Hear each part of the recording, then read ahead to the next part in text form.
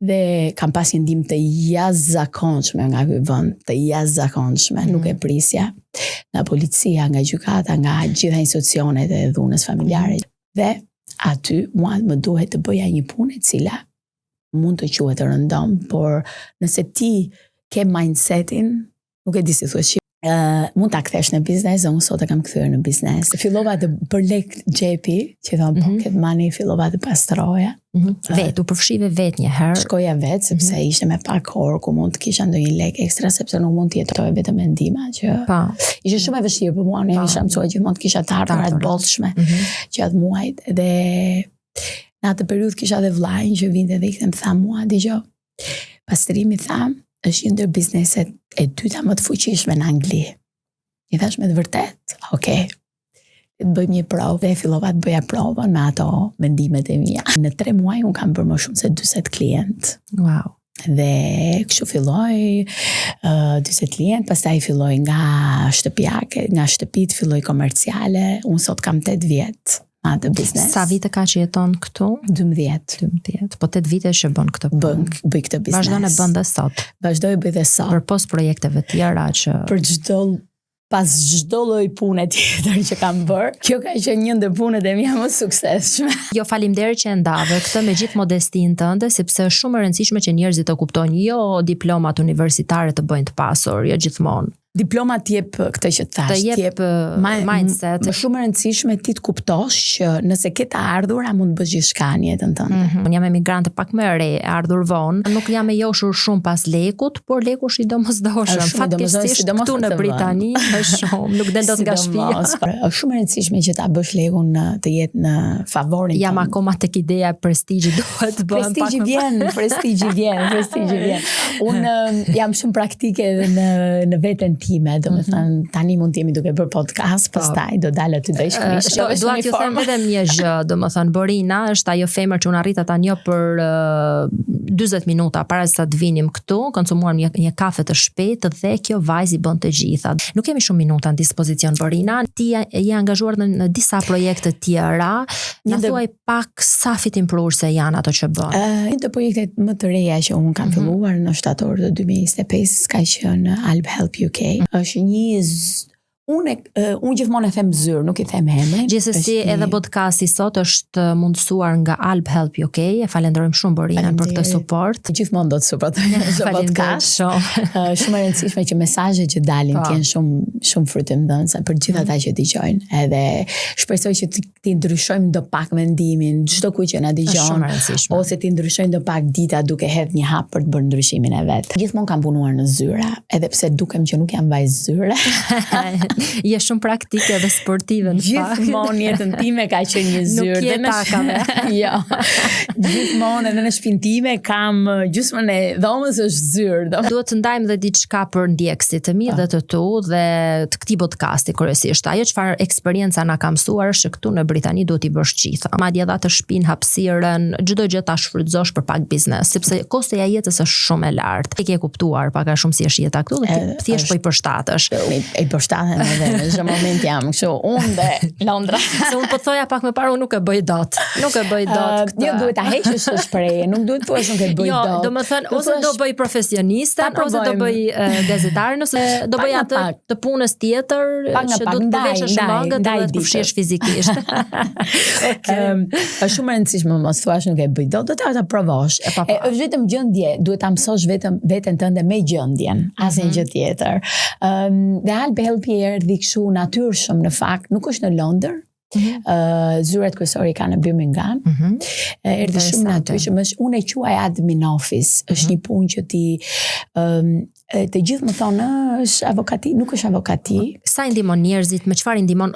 Ajo është, unë shpeshherë mundohem që t'jap këshilla, duke u nisur nga eksperjenca ime, po duke u nisur dhe nga shumë hapa të gabuara që njerëzit kanë bërë për situatat të ndryshme në lidhje me administrimin e zyrave administrative. Mirë, si e menaxhokohen ti bësh gjitha? Mund të na tregosh pak dhe si ja del të paguash edhe ato fatura, se ky është problemi. Aty ngecim ne. 24 orë zgjuar. Është shumë e rëndësishme që un kam një tabelë të madhe ke shtëpia, sa hyn ke shtëpia ime shef vetëm lek të shkruar. Wow. Gjithmonë kam një plani ekonomik është shumë i rëndësishëm, sepse ti shpesh mund të kesh para dhe hajde thua, po shkojmë. Mirë, si e menaxhon koston e jetës, Borina? Na tregon një sekretin tënd. Unë jam shumë praktike në veshje si femër, nuk shpenzoj shumë për pamjen time. Shpenzon? Nuk është e rëndësishme patjetër blej gjëra shtrenjta. Jo, nuk i blej shtrenjta, por blej shpesh. Shpesher i sajoj veshjet, për shumë e ndryshoj, unë mund të kem një gjë, po modifikohet, për shembull. Që mos duket njësoj. Shallin mund ta bësh dhe fund.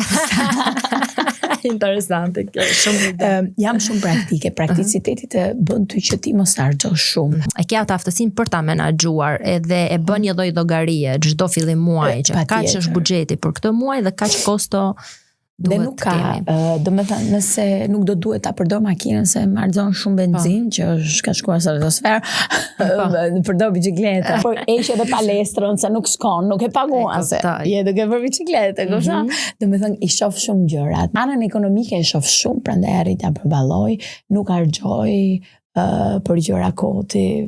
E kuptuam, shumë interesante dhe shumë praktike këshilla jote. Estetikën time nuk harxoj, nëse duhet i bëj thoj nuk i bëj dhe sot si kam bërë. Qartë, në fakt një femër e bukur është e bukur përpos imazhit jashtëm, se sa e kuruar është, gjithmonë është e bukur. Unë jam me këtë mendimi. Bukuria brendshme reflekton edhe atë të jashtme. Ne kemi folur shumë gjëra, kemi vrapuar në këtë intervistë, do thoja, ashtu siç ti vrapon jetë këtu në Britani për të shkuar pas punëve. Jeta është shumë e shpejtë këtu, nuk ka kohë për të qëndruar për të bërë vetëm një gjë, për të menduar vetëm për një gjë. E mësuam këtë edhe nga eksperienca jote. Cilat janë objektivat, ambiciat që ti ke në këtë vend? Sa gjatë shikon veten në Britani? Them të drejtën, unë tani në Britani nuk e ndroj më. Nuk e ndroj më. Mund të jem shpesh, të thoj shpesh, por jo që ta ndroj të. Edhe mund të zhvendosem diku tjetër, po prap do kem lidhjen me Britaninë. Patjetër puna ime është primare, ai biznesi, ai bebi im i dytë. Bebi i parë është vajza ime, bebi im i dytë është ajo kompania e vogël që kam krijuar, që është rritur shumë ambash, por gradualisht. Dua të bëj një pyetje shumë të fortë. Ka shumë vajza nga Shqipëria ndoshta që ndërrojnë për të ardhur këtu për të shpëtuar jetës së vështirë, por edhe për të dalë nga një marrëdhënie toksike dhe për të nisur një jetë e vetme këtu në Britani. Çfarë do i thoje një vajze që merr rrugën, kështu siç e ke marrë ti, por çfarë të ka mësuar eksperienca? Është përgjigje me përgjegjësi kjo. Bazuar në eksperiencën tënde. Beso tek vetja jote. Besoj aftësisë tënde dhe asaj që ndjen brenda vetes dhe që s'ta di njeri. Mos u ndiko nga asnjë lloj koncepti, nga asnjë lloj mentaliteti, nga asnjë lloj mendimi apo nga asnjë lloj presioni familjar, shoqëror, bashkëtorë, qoftë nga dhe fëmia jot, qoftë ke në moshë të lartë. Bëj atë që ti mendon se e ke këmbën aty dhe hapi tjetër që do hedhësh do të ngjisi këmba në tokë, thënë. E qartë, praktikisht çfarë do të bëj, si do ta nisi jetën? Kjo varet nga çdo lloj mundësie që ka çdo kush. Unë në jetën time kam përdorur të gjitha mundësitë, çdo mundësi që më ka ardhur. Shpesh disa prej tyre mund të kenë qenë dështuese, por prap ti ke mësuar për të përdorur mundësinë tjetër në mënyrë më të mirë të mundshme që të vi në përfitimin tënd personal. Dgjoj, femrat shqiptare mund të bëjnë shumë, përderisa arrin të durojnë dhunën psikologjike të një mashkulli skeptik për jetën, të një mashkulli shqiptar, pa i përfshirë të gjitha, nuk dua t'i përfshirë që se do më shajnë, të një mashkulli që nuk e duron dot atë femër që t'jetë qik më larë se vetja, sepse mendon se nuk e di se qarë mendon, nuk e kam kuptuar kur se qarë mendojnë, se nuk e thonë kur. A i hapi jo tjetër që vendoset në tokë, është deke prurës për ta. Unë ditë them një gjë, ma ka thënë një djalë shqiptar, unë kemi qenë në një aktivitet parlamentar shumë vite para në Tiranë, jo, dhuna dhe i femrës në Shqipëri ka për të qenë dhe do të jetë dhe do vazhdoj të jetë. I thash pse?